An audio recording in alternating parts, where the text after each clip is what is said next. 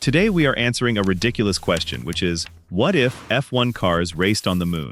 On paper, driving a 200-mile-an-hour rocket ship in 1/6 gravity sounds like the greatest idea in human history. But in reality, it would be an absolute engineering disaster that ends in explosions, backflips, and total humiliation. The first problem is gravity. An F1 car on Earth weighs nearly 800 kilograms. But on the moon, that same car weighs just 132 kilograms. That is literally the weight of a heavy riding lawnmower. Because the car loses 83% of its weight, the tires lose 83% of their grip.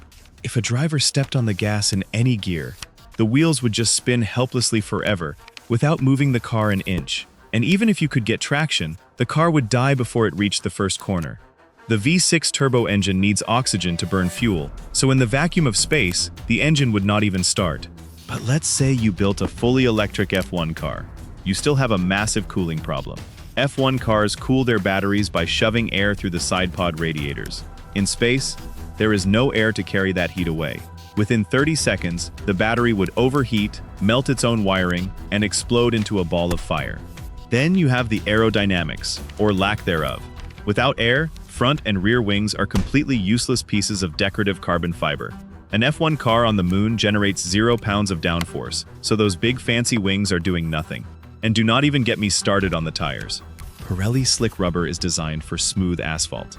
On the moon, the surface is covered in sharp, abrasive lunar dust. Smooth rubber tires would dig into the dust and get stuck instantly, like a Ferrari parked on a sand dune.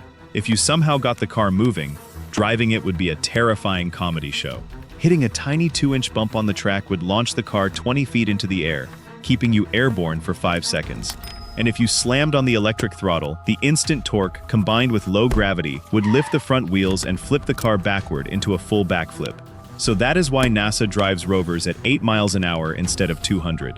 Where do you stand on this? Would you watch a Lunar Grand Prix even if every car exploded on lap 1? Let me know in the comments below. And if you want to see more videos that actually tell the truth, the content gods have already chosen your next video. It is on your screen right now. Go on, click it. You do not want to make them mad.